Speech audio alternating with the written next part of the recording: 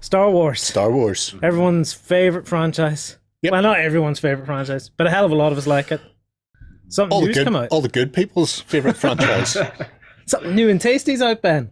Yeah, so there's two new boxes were previewed this week by Fantasy Flight Games, two new Unity expansions for the Rebels this time, and they're sticking true to what they've always been saying about what they're doing right now for Star Wars Legion, and going into the films and making sure all the units from the films are done.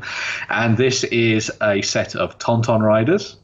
So yes, get all the quotes out of the way now, and also a set of Rebel veterans. So obviously the Tauntaun riders are there to kind of give you a little bit more of a speedy option for your Rebel force.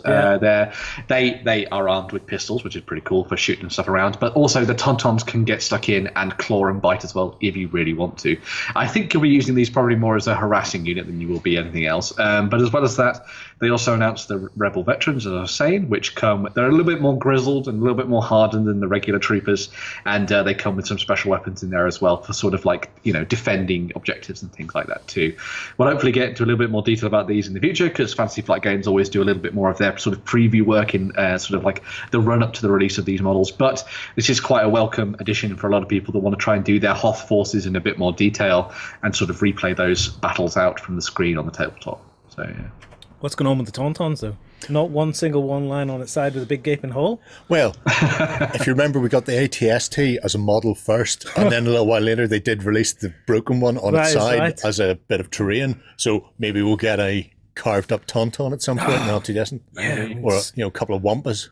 With like half people that you can stick into it. It's all good. I had that model when I was a kid, pushing Luke into the little flappy bits. Oh yeah, it did have a flappy bit. Yeah. It was weird, wasn't it? Because like I think you could push them in from the top as well to ride the things around, or something weird like that. And then there was that flap bit, so you could reenact the famous scene. The scene where you're just pushing them in.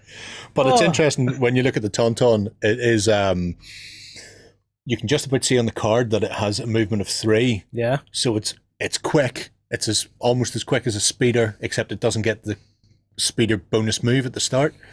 And it has agile of 1. So whenever you move, you get a dodge token, which means they're going to be incredibly difficult to get rid of because they're just going to be running about the place dodging all incoming shots.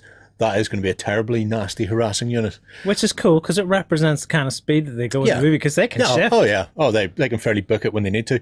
And as we were talking about when myself and Justinian were unboxing some of the Rebel Pathfinders, they've included a few aliens. Yeah. So it's not just humans all the time. And again, we've got one in here. There's a Celestin. Right in the middle there. Which is the same sort of alien that Lando flies the Falcon with, little Ninnub.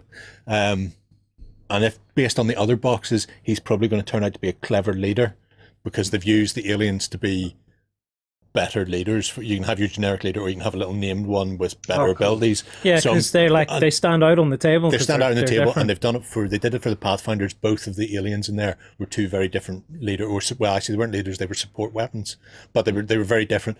So I assume we'll get something similar with the Celestin there, which would be cool. Yeah. Like I'd love to see the hairy wee one from Rogue One who was on the gun. Oh yes. There wasn't nearly enough of him in that movie. No, I think he was from the race of Merkins. Yeah. Yeah. From Mercia. From Mercia. Probably was. I would imagine so. And if he isn't, that's what they should have written. The Merkins from Mercia. That'd be awesome.